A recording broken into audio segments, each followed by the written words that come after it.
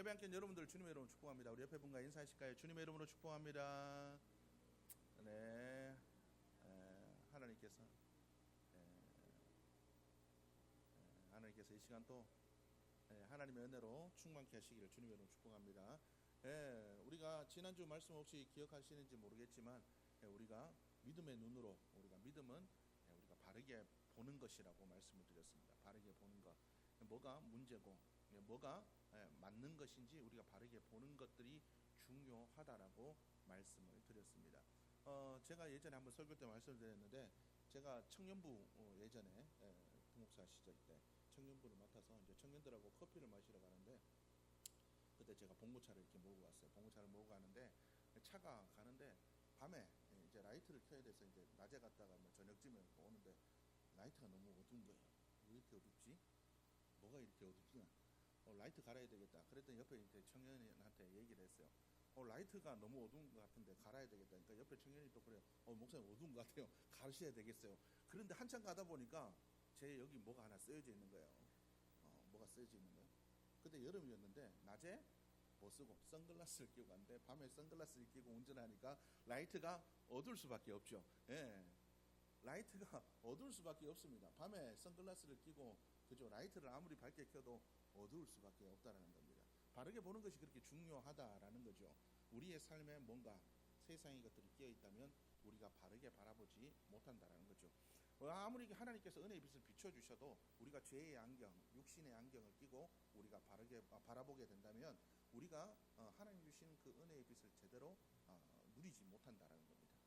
하나님께서 우리의 삶의 앞길을 비춰주고 있음에도 불구하고 우리는 세상의 근심의 안경, 염려의 안경을 쓰고 바라보게 된다면 우리는 어둡다라고 느낄 수밖에 없다라는 겁니다. 여러분, 그래서 우리는 바르게 보는 것이 중요합니다. 믿음은 바르게 보는 겁니다. 여러분, 우리는 항상 말씀의 기준을 놓고 바라봐야 됩니다. 말씀의 안경으로 바라보십시오. 말씀이 우리에게 무엇을 약속하는가? 말씀이 우리에게 어떻게 이야기하는지를 우리가 바르게 생각하고 모든 삶과 우리의 모든 그죠? 이게 우리의 문제들을 바라보는 믿음의 모습이 되어야 될 줄로 믿습니다. 오늘 이 성경 말씀은 우리가 잘 아는 말씀이죠.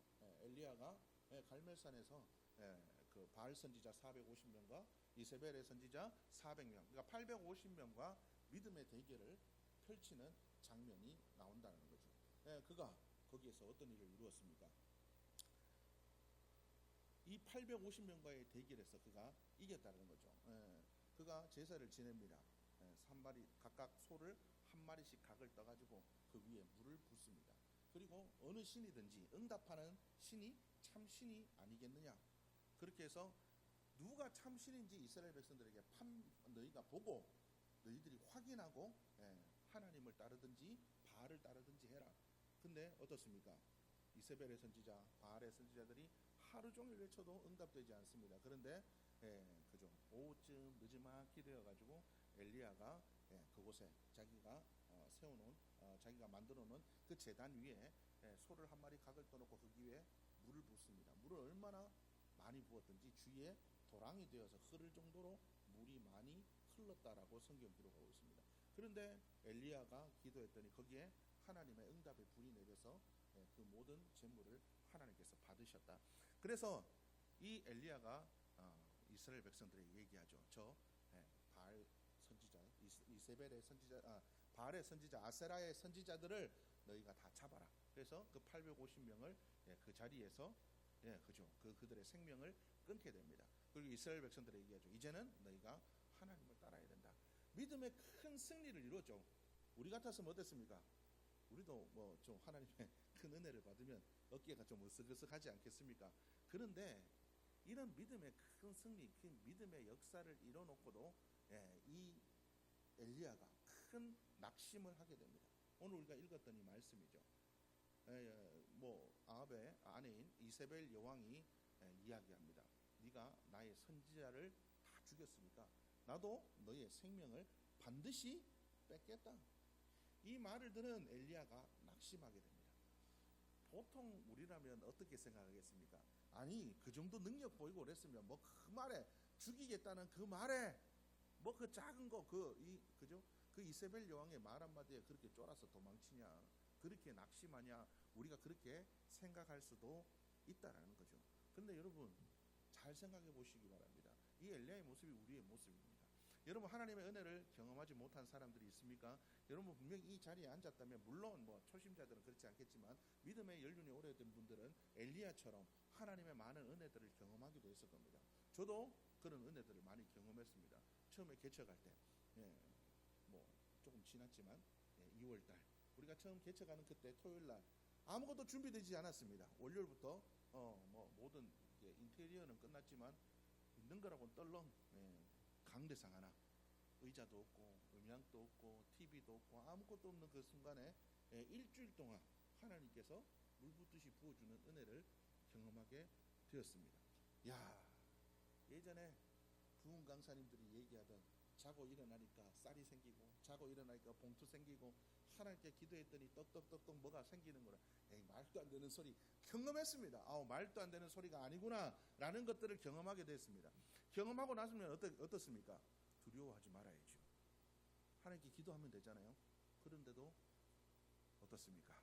제 마음에 문제가 생길 때마다 염려, 걱정, 근심, 두려움이 이 속에 가득 있습니다. 낭망해서 하나님 그만할까요? 맨날 하나님한테 하는 소리가 하나님 그만할까요? 이제는 그만할까요? 맨날 하는 소리가 그겁니다. 여러분 과연 엘리야와 저의 문제입니까? 그것이 엘리야와 저의 문제입니까? 여러분들도 그렇게 살아가고 있지 않습니까? 하나님의 은혜를 경험하고 말씀이 그래 하나님 말씀대로 살면 복받지, 하나님께 기도하면 응답받지, 여러분 그렇게 경험해놓고도 낙심해서 기도는 무슨 기도, 말씀대로 사는 게 뭐가 중요해. 여러분 그렇게 살아갈 때가 얼마나 많습니까? 그렇지 않습니까? 여러분들의 삶이 그렇지 않습니까? 여러분 그래서 우리는 믿음의 초점을 바르게 가져야 됩니다. 인간은 그렇습니다. 여러분 사람은 그렇습니다. 믿음에 넘어진 자들, 믿음이 연약한 자들, 여러분 판단하지 마십시오. 인간은 그럴 수밖에 없다라는 거예요. 아무리 큰 믿음을 갖고 있어도, 아무리 좋은 믿음을 갖고 있어도 한순간 미끄러질 수 있는 게 사람입니다. 여러분 그래서 우리에게는 소망이 없습니다. 여러분 우리가 뭔가 잘나서 뭔가 소망이 있다라고 생각하면 잘못된 겁니다. 여러분 그거는 우리가 잘못 생각하고 있는 겁니다. 우리가 아무 가치가 없고 아무런 우리의 삶들 속에 소망이 없지만 주님이 우리를 구원해 주셨기 때문에 소망이 있고 가치가 있는 겁니다. 여러분 그래서 우리는 사람이 아닌 하나님께 초점을 맞춰야 됩니다. 환경이 아닌 하나님께 초점을 맞춰야 됩니다. 문제가 아닌 하나님께 초점을 맞추는 자들이 되어야 된다는 거예요. 자꾸 우리가 다른 것에 초점을 맞추니까, 자꾸 다른 것에 초점을 맞추고 살아가니까 문제가 생기고 두려움이 생기고 염려가 생기고 실패하고 넘어지고 상처받고 아파하고 힘들어하고 그렇게 되는 겁니다. 엘리야의 모습 보십시오. 믿음의 그 큰 승리를 이뤄놓고 그가 하나님 앞에 한다는 소리가 뭡니까? 하나님 차라리 죽여주십시오. 나 못해 먹겠습니다. 못해 먹겠습니다. 여러분 그러죠? 한 번씩 그렇게 땡깡 부리잖아요. 하나님 앞에 하나님 나 못해 먹겠어요. 하나님 차라리 나를 죽여주시옵소서. 하나님 앞에 땡깡 부리지 않나요?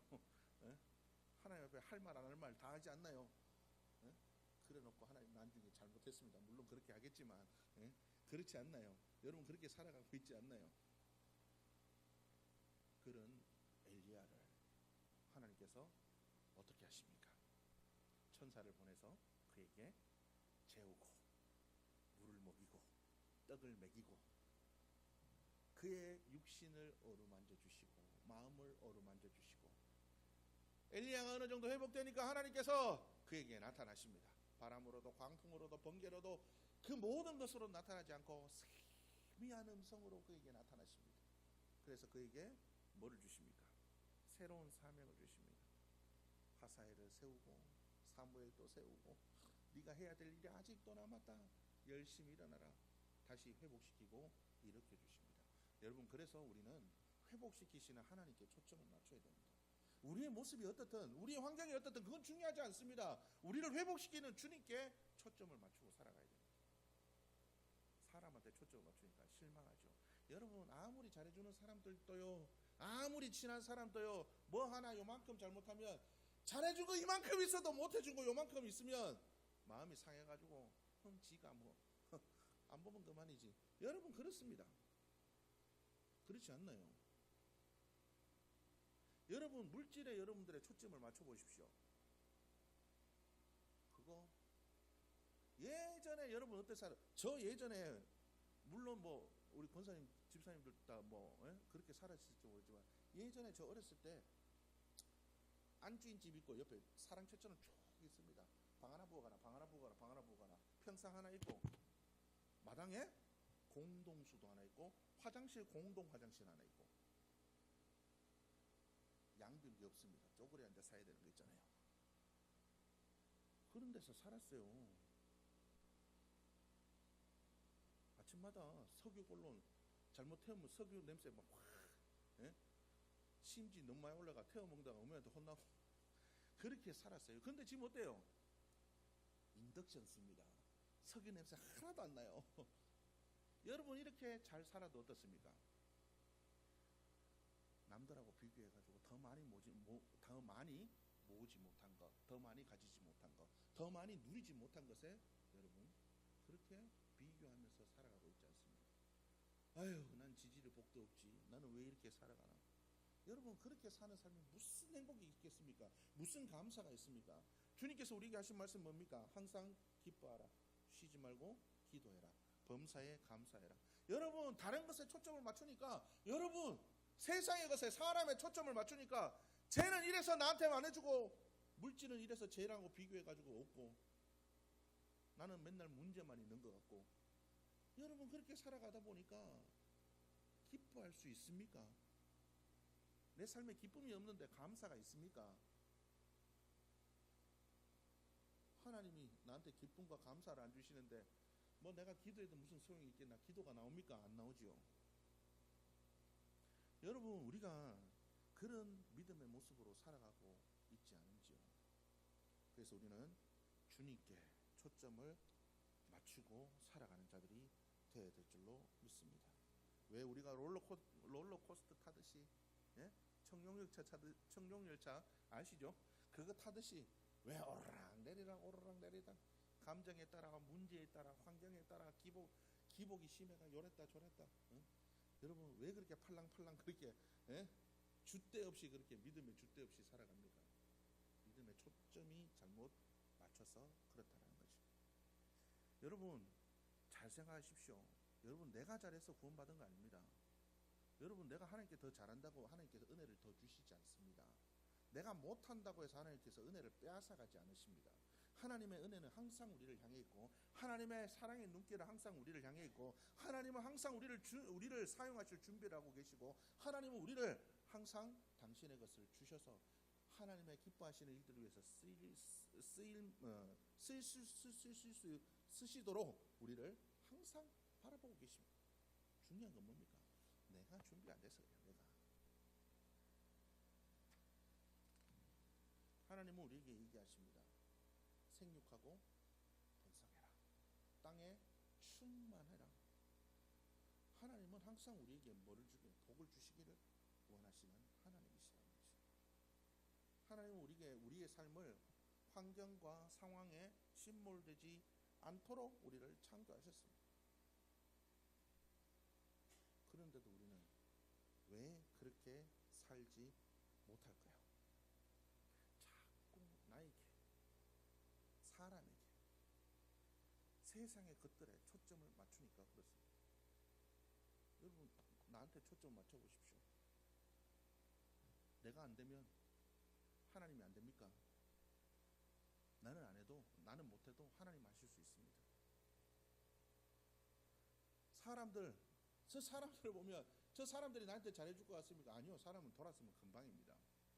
하나님은 절대 돌아서지 않습니다. 하나님은 얘기하십니다. 내가 너희를 내 손바닥에 새겼다.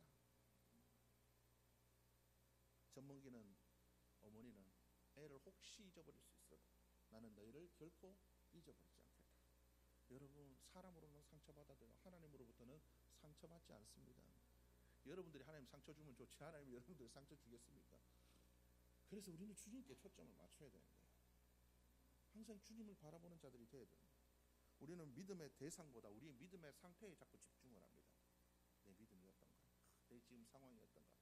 여러분, 우리는 우리를 구원하신 주님, 어떤 상황이든지 내가 하나님께 잘하든지 못하든지 내 믿음이 좋든지 나쁘든지 변함없이 사랑해 주시는 주님께 초점 맞추십시오. 그 주님께 나가기만 하면 회복시키십니다. 그 주님께 나아가면 하나님께서 우리의 마음과 심령 속에 새로운 은혜를 주십니다. 그 주님께 나아가면 하나님께서 우리에게 새로운 사명을 주십니다. 그 하나님께 나가면 하나님께서 우리에게 능력 주시는 자리에서 모든 것을 이길 수 있는 힘도 주십니다. 여러분, 우리가 과연 주님께 초점을 맞추는 삶인지 돌아보는 이번 한 주가 되셨으면 좋겠습니다. 우리의 초점은 다 세상적인 거죠. 우리의 초점은 사람이죠. 남편이 될 수 있고 자식이 될 수도 있고 뭐 아내가 될 수도 있고 누군가 될 수도 있습니다. 물질이 될 수도 있고 여러 가지 세상의 것들이 될 수도 있습니다. 그러나 그 모든 것들로는 우리의 삶이 온전해질 수가 없습니다. 우리는 주님께 초점을 맞추며 살아가야 됩니다.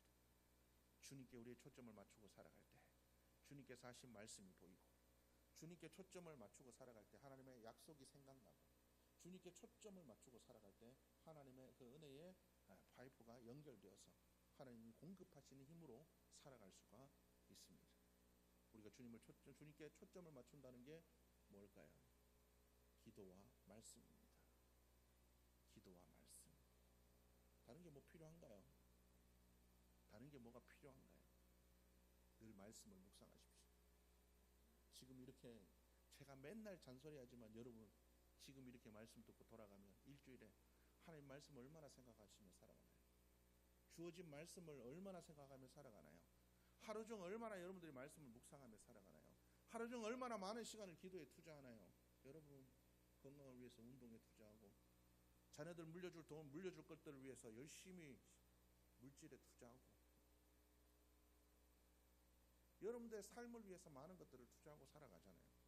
과연 여러분들이 믿음의 삶으로서 여러분들이 얼마나 기도와 말씀에 투자하고 초점을 맞추고 살아가나요? 한번 생각해 볼 수 있는 여러분들의 한 주간의 모습이 되기를 주님의 이름으로 축복합니다. 성경 우리에게 얘기합니다. 믿음의 주요 또 온전케 하시는 이 예수를 바라보자. 그는 그 앞에 있는 기쁨을 위하여 십자가를 참으사 부끄러움을 개의치 아니하시더니 하나님 보좌 우편에 앉으셨느니라. 우리가 주님께 집중하는 이번 한 주간이 되었으면 좋겠습니다. 하나님 나를 위해서 십자가에 달리신 주님을 바라봄으로 말미암아 나의 삶이 회복되어지는 은혜의 한 주간이 될 수 있기를 원합니다. 여러분 그렇게 기도하며 나가는 이번 한 주간이 되기를 주님의 이름으로 축복합니다.